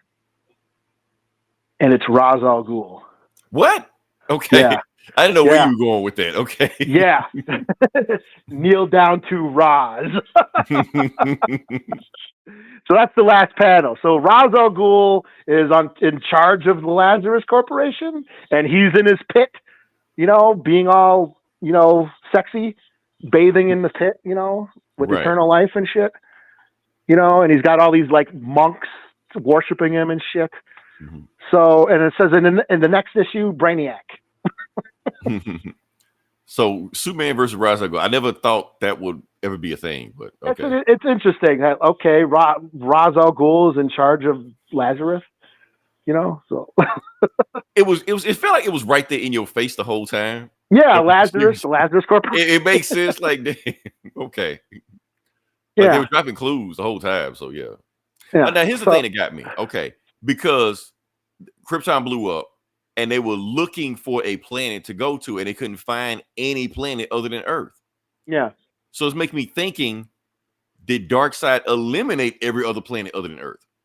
Yeah. Yeah, it's interesting. Yeah. Just like we talk about the Green Lantern book where it's all kind of spacious like that. Like we talk about Abin Sur. What if he's not an alien? What if he's something else? Like he's from, because there is no Oa. There is no. And there's a lot of magic shit. Like in Wonder Woman, there's all this magic shit going on. Right. But no aliens. That's what I'm saying. Yeah. Yeah. So Darkseid might have cut all that shit off when he made this universe. Okay. Like the Maker. Basically, yeah. So hey, it's a good idea for a reason. DC, rip that shit off. So yeah. Yeah, but I thought this was cool. I was surprised you didn't read this. I was like, this is really good. I thought this would have been right up your alley. No aliens. Let's see. Well, okay, we gotta explain Devil's Advocate. We kind of explain the absolute universe. The absolute universe is there. The multiverse in DC is gone. The only thing that exists now is the absolute universe, which Darkseid created, and Darkseid basically made like a fucked up universe just to fuck with the heroes. And yeah, and we're thinking like we're the aliens, other than Superman, Yeah. Yeah, Krypton did exist, but yeah, like you said, he was traveling, trying to find a place, a place like Earth, a place like Krypton where he could survive. Right, but they couldn't find any planet. Yeah, he was in his pod for like over a year, which meant, and traveling at like light speed, so he went like how many light years, like he was traveling the universe for a long and fought for a very long time and went very far until he finally found Earth. It was like almost dying. Yeah, you know, they were just he looking for almost anything. died. You know, Yeah. I didn't read this. What? Yeah. Well, yeah, Absolute Superman's cool. I'm not the biggest Superman fan, but this has been cool. Yeah, we've been, like I said, we've been in on a Superman renaissance lately. You know, with Joshua Williams, I was reading that. Mm-hmm. You know, the Superman shows, the Superman and Lois. Yeah, Superman's been dope, and that's why I'm stoked for the movies. I'm trying to think, what is Kryptonite? I don't even think they even shown Kryptonite in this? Superman. No, not yet. And this is like a different version of Superman. Oh, like, no. They did. My fault. That's what killed Krypton. Yeah, like the core was erupting. The core or was something. turning into Kryptonite. Yeah, it killed the planet. So yeah. But they haven't shown it on Earth yet. I'm pretty sure it's going to, but they haven't shown it on Earth. But that's what killed Krypton. So yeah. But his suit is like a nanobot suit, Superman suit, and his cape is like a nano cape. It's like Spawn. It's Spawn. That's what I'm saying. I'm not mad at it. Just fuck it. If you want to Superman to Spawn, that's fine. So yeah. And he wasn't a baby. He was already a teenager when he landed on Earth. He knew his parents, all stuff like that. So let me see. What's this? Bubba got some? Yo, what up? Thanks for listening. They coming in hot now. Okay. Well, this is usually when everyone leaves. Yeah, this is really okay. Devil's Advocate, like I said, if you want a recommendation from us for a comic to read, Absolute Superman. I honestly, the whole Absolute thing universe right now is pretty good. It's a good starting on. It's different versions of them, but it's still cool. Yeah, you know, like Green Lantern is the one that feels like it's off the rails more than anything else. Because I don't know where they're going with that book, but we'll see. The rest of them, it's familiar but different. You know. Let's see. Why are they coming in hot now? Oh, he says he's native. Right up. Yo, I'm native too. Shout out to Devil's Advocate. Okay. Yeah, Dakota. I'm Dakota, living up in Minnesota here. Did you just say that? Let me see. I think he posted it. Yeah. Oh, decade. Okay, never mind. Let's put it. Okay, Eli, we ready to do this? Yeah. Yeah. Okay. You ready? So, like I said, we got a surprise for y'all. Now, Eli told me that on April 1st, that's when Giant Size X-Men came out 30 years ago. No, it's got to be more than that, dude. It's got like 40, 50 years. That's got to be before I was born. And I'm old. That's right. Okay. 50? 50 years ago. 50 years ago. Okay, that's what it was. Hey, yo. Cree up north. Oh, sweet. You in Canada? Sound familiar? Is he up? Are you up in Canada? Yeah, that's cool, man. What up, yo? Yeah. Oh, let me see what he said. Y'all got me curious now. Let's see what's going on. After the superhero movie. Oh, Lobo. Lobo explosion. Well, the Supergirl movie with Lobo's in it doesn't come out till next year. So yeah, but that's cool. Jason Momoa. Hey, we got a native Superman. He's native enough. We're claiming Jason Momoa. He's Hawaiian. Good enough. Yeah. Oh, he is from Canada. Yeah. Cree. All right. What up, y'all? Hey, I'm excited just for Canadian listeners. That's all. Yeah, that's way more northern. It gets colder up there than in Minnesota. Yeah, you guys get way colder. It gets cold here in Minnesota, but y'all get even more colder. All right, let's get to it. Like I said, we were okay. So Giant Size X-Men came out apparently 50 years ago. Like I said, 1975. So do the math. 50 years ago. Yeah, sounds about right. Now, Eli, I did the math. I did do some Googling. I know you said it was April 1st. I didn't see anything that said April 1st. You know. But I did see something that came out in May or some shit like that. You know. So close enough. We'll see what we got. Hold on. Let me see. Oh, fuck that guy. Hate from. Oh, no. We're not hating on Canada. We're not hating on any country here. We love everybody. Palestine, Israel, we love everybody. Both of y'all. So this is Canada. This is Switzerland. Right here. So yeah. What do we got here? They ain't coming in hot. We trying to we love y'all, but it's nice up there. That's still in the 50s here. We're not. It just snowed here. It just snowed the other day here. We had snow the other day. So, but anyways, last year living okay, little tail, whatever like that. Damn, Eli, where they coming from, man? Okay, look, y'all, we gotta do this. We gotta do this. Okay, All right. we love y'all, but we gotta do this. Okay, so we're gonna talk about Giant Size X-Men. Like I said, for those that haven't read the book, we are going to review the book. It is we're gonna do a retro review of the book. Like I said, for those that haven't read the book, this is the very first appearance of several X-Men, notably Nightcrawler, Storm, Thunderbird, Colossus. I may be missing a few, but all of them are in here. Oh, and Krakoa. Krakoa, So, that's right. Yeah. Yeah, this is the first issue there. So, like we said, we're going to talk about the book, review it. So, if you haven't read this book, we can go to it. Oh, and Eli, I did finish the OG review of the OG X-Men of that shit. Okay. I'm Yeah. not going to talk about it, but yeah, I did it. Well, yeah. I know how you feel about it. Okay. There's a reason they changed the roster to this roster. Let's just put it like that. So, yeah. All right, let's get to it. So, the books. Oh, and I like this panel right here. Second Genesis right here, where you see the new X-Men with the old X-Men in the back. And notice that Blue Beast is in the back. Yeah. You already got that. So cool. All right. So, anyway. All right. So, the book starts off in Germany. What part of Germany? Whistledorf, Germany. Not going to do the whole thing. The point is they're burning down the village, chasing after Nightcrawler because they saw he was a demon. I guess the circle of the town, Nightcrawler was a carny, but they saw him, they freaked out, they chased after him. And he's just like, they want him so bad that they're going to burn down the village to get to him. So like, fuck this. I'm just going to jump into him. We're going to all burn down the village together. You know, he gets some hits in, knocks him out, stuff like that, but it's too many of them. They get the best of him. But before they can finish him off, they just stop. And they just pause. You're like, what the hell happened to them? You're like, I happened to them. And Charles Xavier just wheelchairs out of nowhere. You know, recruits him. You want to be X-Man? Want to learn your powers?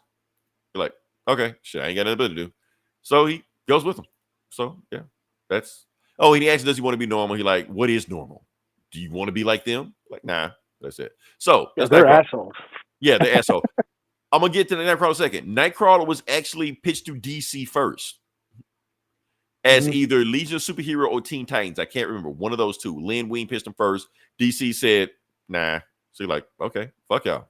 I'm going to make him X-Man. Anyway, to Quebec, Canada.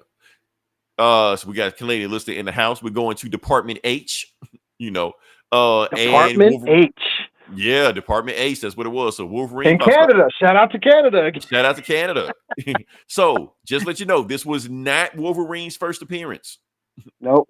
Matter of fact, the reason Professor X is here because he heard about Wolverine already. He's like, yeah, I heard about you got into a fight with the Hulk and you're still standing.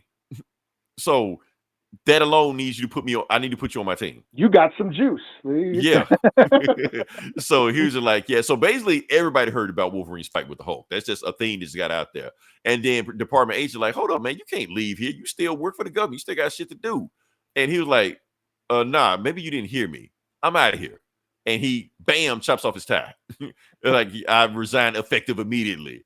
And he's like, oh, you got a problem with that? He's like, oh, yeah, don't worry, Wolverine, you're going to hear from us. And they do hear from him later on down the road. It's a storyline. We're not going to get to it. But, yeah. Banshee joins. You're like, yeah, you want to be on the team? Cool, yeah. I didn't know Banshee was a X-Men villain before this. So this is not his appearance either. He was actually X-Men villain, but it turns out he was a bad guy, but not a bad guy. So they kind of got on the same terms. They're like, yeah, he ain't that bad. He's cool. Let's go. Okay, so yeah. All right. Who else we got? Okay, we're in Kenya, East Africa, and they are praising and they're about to sacrifice goats and chickens to Storm. Yes, it's Storm's first appearance, and she's here like, what do y'all want from me? She's like, I got goats, I got chickens. If you just give us rain, we'll give you this sacrifice. You're like, you need the goats and chickens more than I do. Oh, and she's butt-ass naked also, because why not? You know, it's the 70s. Yeah, it's the 70s. Why not? So she's a exhibitionist, if you will. Yeah, free love. So, you know? Yeah, so she's just like, look, keep your goats, keep your chickens. I'll give you rain. She just goes over there, flies, thunderstorm, blah blah blah. So like that makes it rain. They like, thank you, goddess, thank you. It's like this. It's like, you know, and then Professor X like, damn, you fine. Anyway, Professor X also goes, you want to join my team? You're like, why would I join your team? I am a goddess. You're like, no, you're not. You're a mutant. They just worship you because you just live in your own little fantasy world right here. But the real world has problems. You wouldn't know that because you're just stuck in your little bubble right here where they treat you like a god. But yeah, Paul Atreides. Oh, basically. So she's just like, and so basically Storm goes with him because she's just like, you know what? Yeah, other people need my help, and everywhere isn't going to be as welcoming as this. So yeah, so she decides to go with him. So also Sunfire. Now I didn't know Sunfire was also an X-Men villain at the time, but the same thing that now he got his powers not through Hiroshima, but his mom was in Hiroshima or survived Hiroshima. Technically survived. She died a little bit later, but that's how the radiation got him, all the shit like that. Oh, also Professor X got his power because his parents were in the Manhattan Project. Oh, okay. Yeah, so all that shit. So that's where Stan Lee was going with this shit. You know, all the shit spawns from the Atomic Age. But anyway, Sunfire's there. Joins the team. He's basically like, look, man, I'm sorry I tried to kill the X-Men. I owe you a favor. I'll join the team. So what's going on? So yeah. So Sunfire's there. All right. And Colossus, first appearance. So yeah. And what he's doing is that his sister is in trouble. Oh, so this is also the first appearance of Ileana Rasputin. Is that her? Is that Ileana? Is that his only Ileana? sister? Yeah. So yeah, but she's down in the middle of it, about to get run over by a tractor or some shit like that, not moving. I guess you didn't see it because she's playing. So Colossus just runs after it and turns into Colossus, of course, tears the tractor apart. Boom. And the neighbors are mad because it was their tractor. He just destroyed the tractor. And of course, they can't afford it because they're in Mother Russia. You know, so they're pissed off. Not that he, you know, because Ileana, because he destroyed the tractor. They're like, oh shit. Now they pissed off at me. And as Professor X shows up, he's like, look, if you come with me, I'm gonna help you train to learn how to use your powers. You know, plus you get the fuck out of Russia. You know, do you want to be here? So yeah. So he's like, look, mom, they invited me to go to your school. I'm gonna go to your school. I love y'all. When I get money, I'm gonna come back for y'all. You know, that's it. So cool. He hugs them and that's it. So yeah, he leaves. So also, shall I let you take over with this, Eli? Or I don't want to step on your toes. No, I don't. You can do it. I'll keep going. Okay. I'll bitch about it the whole time. Well, I'll do it. You bitch about it. Okay. So they're in Camp Verde, Arizona. And then there's this bullshit. Here we go. So we see a bison running down the desert, just running, and we see an Apache chasing him down. And not only chasing him down, tackling him and taking him to the ground. Also showing like I am stronger than any bison here. And that's when he's just like, you the one I'm looking for, John Proudstar. And of course, it's Professor X just there, chilling. Like, what's this cripple want with me? He was like, what do you want? You know, I want you to join kind of an X-Men. asshole. Yeah, he's very much an asshole in this. He's like Native Wolverine in this. So yeah. So he's just like, what do you want here? I need you to join my team. You got powers, and I need you to look at it. He was like, look here, Whitey. You know, my favorite line here, you can stuff a cactus, Custer. I love that line right there. He was like, all the grief you give my people, now the white man wants my help. Yeah, he acts like Wolverine, talks like fucking Luke Cage. Right. But here's the thing. This is how Professor X get him to join the team. Oh, so you are a coward, just like I heard of all the Apache. So that's Professor like, wait, what you say? And so all he said, like, there's no cowards in the Apache, and I'm the most Apache you can find. So fine, I'll join your team. Now, honestly, Eli, that was me. I would have beat the shit out of Professor X, even though he's a cripple, you know. But he decided to go with him. So, because of that. Yeah, I'll slap the shit out of him. Right? Yeah, you're like, what the fuck you talking about? All right. So anyway, now you got the panel, the X-Men, the new team. Yeah, and then what does he do? He goes to school and they dress him up in this fucking Mardi Gras outfit. Right. So he has the new X-Men team. So why does he have a new X-Men team? Because now what happened to the old team? Because that's when Cyclops shows up. And Cyclops telling him what he hear. He was like, look, the reason I'm here and the rest of the team isn't here because we went on a mission to find this mutant called Krakoa. So we went to this island to find it because he's like the most powerful mutant we've ever seen. He's off the scale. We haven't seen anything on his level. So we went there to see exactly what we're going to recruit him. So when we went down there, they went there, and next thing they know, they all got captured, didn't know what the hell was going on. And before they could see what's going on, Cyclops just woke up in the plane, and it was autopilot back to New York. And he couldn't stop the autopilot. It was just there. On top of that, his powers were gone. He got no power. So yeah. So he thinking he's healed. He thinks it's a good thing. He was like, oh damn, I've been healed. I can live a regular life now. And as soon as he says that, bam, his powers come back. So now he's fucked up mutant again. So like that. So point is, the X-Men are stuck on the island. Cyclops is the only one to escape, and Professor X had to put another team together to go rescue the X-Men. So that's why he put this team together. So, and he's like, that's why would I go rescue your team? That's your fault, you know. So Cyclops, Sunfire says he's not going. Change his mind, decides to go anywhere. He goes flying with him, and that's you got the X-Men going back to the island to rescue the other X-Men that's been kidnapped, you know. Meanwhile, they're going in there arguing the whole time. Everybody's getting on with each other. Cyclops passing the assignments. Nobody wants to care about the assignments. And they're so fucked up that Cyclops, he says, Colossus, I need you to go to the north. He's like, cool. He just jumps out the plane. Storm doesn't know his power. So she thinks he just jumping to his death. So she grabs him. Like, what the hell are you doing? Clark's like, what the hell are you doing? I can land. I can't fly, but I can land. So they argue. The only two people to get along is Thunderbird and Cyclops. He was like, man, your team sucks, man. Your leadership sucks too. But he tell him, but he was like, yeah, kind of does. You know, he's still feeling bad about that. But anyway, I'm gonna skip a bunch of this shit because the whole point is the island itself is fighting them to get to the X-Men. They like, what the hell's going on with this island? Like, shit, fuck like that. And so they're trying to find the X-Men, and they find the X-Men, and when they find them, they're in this temple, and they all have this like thing. It's kind of like Aliens, but this actually came out before Aliens. So yeah, so they get like energy sucked out of them and all this shit like that. And Angel, when they get free, Angel basically telling them, Cyclops, why'd you come back? He's like, you should have stayed gone. You're like, what are you talking about? He let you free for a reason. He wanted you to bring back more mutants. That was the whole plan. He like, he who? Krakoa. You're like, oh, you found Krakoa? No, you don't understand. Krakoa is not a guy. Krakoa is the whole fucking island. And then it turns into it, and it's like, yes, you brought me more mutants. It's like that. So like, oh shit, we were really fucked up trying to get this awesome panel. Where's the panel? Yep, that's the panel. The island that walks, Krakoa, you know, shit like that. So the X-Men go out to work. So now you got the X-Men that were free, the old X-Men, new X-Men. They're like, fuck that, let's just go to work. And they just start blasting like that. Nothing works. Krakoa is way too powerful for all of them and shit like that. So Professor X is like doing mind shit, and he's like talking to the X-Men while they're doing it. That's awesome panel. I got to give Dave Cochran credit. That's an awesome panel right there. Yeah. But yeah. Professor X is like, look, I got a plan. So you just keep fighting Krakoa, even though I know it's a losing battle. Just keep fighting them while I come up with a plan. So the plan is for Storm to fly in the air and to hit Polaris with as many lightning bolts as she can while she's creating like this huge thunderstorm and shit like that. Because like I said, this is old Storm. She just can't do electricity just out of her hands. Just like, anyway, she got to actually make a storm to be Storm. So yeah. So she like shock her with electricity and bam, bam, bam, bam, keeps hitting her. And Heaven like, what the fuck you doing to my girl, man? Like, she gonna kill her. You're like, no, man. I can't. Havoc has always been Captain Saberho, isn't he? He has been Captain Saberho. You're right. And he basically tells Cyclops, look, man, I don't give a damn if you are my brother, man. If she dies, it's gonna be me and you. That's all it is.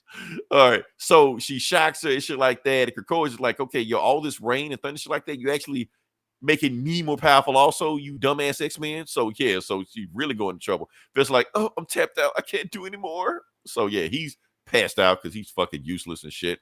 But the point is, while the X-Men still putting it on, that's when Polaris is actually, because basically the electricity power of Polaris is so strong that she used her magnetic powers to reverse the polarity or the gravity of Krakoa. So instead of being gravity where it's attached to Earth, it's repelled from Earth. So it disconnects from, the ocean. The X-Men get the fuck out of there before the planet goes up, and Krakoa is launched in space. The end. But then since Krakoa is gone, they got this huge whirlpool in the middle of the road, so in the middle of the ocean. So Iceman makes a ice bowl. Slide. Dome, whatever, ice shit, And yeah. All right. So ice dome and bucket and shit like that, and rescue them and stuff like that. So, and the plane that they came in with is airtight, is waterproof, so it didn't get changed. So all 13 X-Men jump in the plane, and then Angel just like, okay, now we got our next problem. What are we going to do with 13 X-Men? The end. So dun, dun, dun. Yeah, so that's it. All right, so Eli, I appreciate you challenging me for condensing this book and consolidating this book. That went way smoother than when I read it. Yeah, it was. It's a lot of shit I left off, but it was a lot of like miscellaneous shit I didn't need to. Now, before I go into that, let me see. I'm trying to read. Let's see. For kids. This train. It is. Yeah, that's Toys R Us kids. I yeah. don't want to grow we up. doing. Now, Eli, the reason I decided to review this book and talk about this book because I've read some like think pieces on this book. Okay. So Krakoa, where you got these kids going, I mean the X-Men going to this island and they get kidnapped and they send more soldiers after them to rescue this kidnap. What does it remind you of? Think it's the 70s. Think about that. Just tell me. Vietnam. Okay, yeah. It's a Vietnam as they go into this jungle, they don't know what's going on. They send these, and there's a reason that they decided to age up the X-Men instead. Because, like I said, the X-Men, the old team were a bunch of teenagers. They were young. Meanwhile, all the new X-Men are adults. They decided to not send more kids and teenagers into war to fight Professor X's war. I see what you're saying. Okay. Yeah. Yeah, so they basically wanted Krakoa to be a Nazi for Vietnam's like that. So I got to read. I'm like, oh, okay. And like I said, we can keep talking about this book all we want to, because like I said, it's a lot of hidden meaning in it because you got all these. This the very you want to talk. Let's talk about DEI. Let's talk about wokeness. You got a black female superhero on the team. A native superhero. An Asian superhero. A Russian superhero during the Cold in the middle of the Cold War. Yes, this is War. Huge. This is a big deal. Yes. So y'all talk about all this shit. Meanwhile, this was it. Meanwhile, the first X-Men team and Professor X is disabled. Exactly. So yeah, talk about that, but y'all didn't say anything with the first team. The first team was number white people. White people, but they were suffering racism. And no one gave a shit. They canceled that. No one really did give a shit. But everybody, X-Men were all white, and no one gave a shit. They canceled the book because no one was reading it, and then they redid it. 5 years later, Giant Size X-Men comes out, and the rest is fucking history. Right. This actually felt like an X-Men book. Like I said, because when you hum the X-Men theme song, Eli, when I read that OG X-Men shit, I didn't get the X-Men theme song in my head. I was like, I'm just reading this shit. But when this shit pop up, when you see the cover, all you see is because we've seen this. Like, remember when I don't know if I've read this before, but when I started reading it the other day, I'm like, did we read this before? That's because this is all so ingrained. Like you said, this is all ingrained in X-Men lore. Yeah. Like, that's Nightcrawler's origin. That's what happened. That's like in the movies and shit. Like they didn't really change a whole lot of this stuff. It's there. Yeah. It's in there. It's in the cartoons. It's in the animations. We've seen it's popped up in other books, So this is like, it's been ingrained. This is the start of X-Men as we know it. Right. Wolverine. He's there. Wolverine, yes. And that's what the X-Men were analogy for, like, civil rights and minorities and people from, marginalized communities, fighting against bigotry and shit. That's been there from the get-go. Look at it. Starts out with Nightcrawler being treated like shit in his own village. Right. Like they're racist against them. They're racist against Nightcrawler. Like I said, man, it like the story holds up. That's why the X-Men, like, it was struggling before then. When it did this, it hits. Like, Eli, you can hear the X-Men theme song just from the cover. And I know I shit on Thunderbird. He's cheesy. He's corny. I'm not into the stereotypical crap. But this came out in the 70s. That's when the American Indian movement was going strong. That's when they started coming back and, getting Native issues out into the forefront, and just like we talked about Val Kilmer being in Thunderheart, that movie still deals with a lot of issues that indigenous communities deal with today. The environmentalism, the sovereignty, the breaking of treaty rights and taking land. And, it's that still happens today, And so for Thunderbird to be, he was a reflective of that. He was basically aping what the American Indian movement was saying when he's talking to Charles Xavier and being an asshole, Right. Like, he's the angry, native guy. The white man wants my help now. Yeah. Yeah, and he's got that line. After all what you did to my people, why should I help you? You know, that's right. You know, it's just of the time. You know, yeah, he's a bit of an asshole. Like, dude, you got all these powers. Why don't you fucking help the fucking res? Like, right. Instead of chasing bison and shit. yeah, what the hell?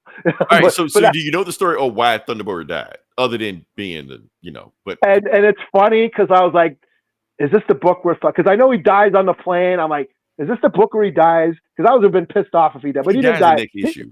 He died. Yeah, he didn't die in this book. So I was like, okay, cool. He dies the very next issue after he's introduced. Okay. Yeah. So the point is because they were like, okay, we got a tough guy like Thunderbird, but we also got a tough guy like Wolverine. So we don't need two tough guys. Yeah. But here's the thing, and Devil's Advocate gonna love this. Len Wein and Dave Cochran are both Canadian. Oh. So of course they lent that way. Yeah. And I'm sure Wolverine was the more popular character. And yeah, well, at the time, but he fought the Hulk, so yeah. Yeah. Yeah. You know. So they decided to keep him right. They were like, one of these got to go, but we got to go who to go. But like, why not Banshee? Why can't talk about Banshee? And for those who don't know, this is comic book canon. Wolverine, Wild Frontier. Wolverine was adopted into the Blackfeet tribe, and he can speak Lakota. That's comic book canon. So natives can claim Wolverine. Oh, and Asians, because he also was a deputy. Oh yeah. His son, his son is Japanese. And shit. Yeah. That's Wolverine for you. Let me answer this question, because I think a lot of here's the thing. The reason we named it is to be provocative like that. That's the whole reason. Like, why can comic book readers be bullied and not the bully person? No, you can't. You want to know why? Because when you put comic book readers in a confined space with just them, they become as much assholes as the bullies do. Yeah. That's why we named that. So yeah. And you see this. You have no idea how long we've been doing this. Yes. Because we see how they get to become assholes when they have the power. We started this podcast back during Batman v Superman. If you remember the height of comic book assholeness. Yes, if you don't remember the backlash that movie got from comic book fans and all the arguments and the outrage and the name calling, yeah, that's where we came out. We are of that time, right? And that's why we came up with the name. Right. It just fit. It made sense. Okay. Yeah, comic book nerds are assholes. Right. All right, but not y'all, not the listeners. Y'all are cool. Yeah, y'all rule. Yeah. Thanks for listening, y'all. Yeah. All right. So anything else we got, or no, man? We had nothing to talk about, and we went almost 2 hours. This is like one of our longest episodes with nothing to talk about. That's what we do. So yeah. So y'all can't complain, even though we took like the month of March off. Y'all can't complain now. So yeah. Yeah, we're making up. Yeah, we're making up for us. So yeah, lots like episodes. This, hold on, let me see. Eli, we did some numbers tonight. Let me see where we at. What are we looking at? 415. Appreciate y'all. Oh yeah, cool. Yeah, 415 viewers tonight. All right, so listen this long. If you like, share, subscribe. Check out Eli's TikTok. TikTok is still alive, no matter how much I wish that shit would die. But it's still going. Yeah, Grand Entry Geek Out. Check out on my TikTok, and also grandentrygeekout.com. And my dog's making a bunch of noise. I hope he's got this toy. I don't know if you can hear that. grandentrygeekout.com. Yeah. Until then, this is Leroy. This is Eli. We'll talk to you guys next week. Same bullet time, same bullet channel. Until then, die 1,000 deaths.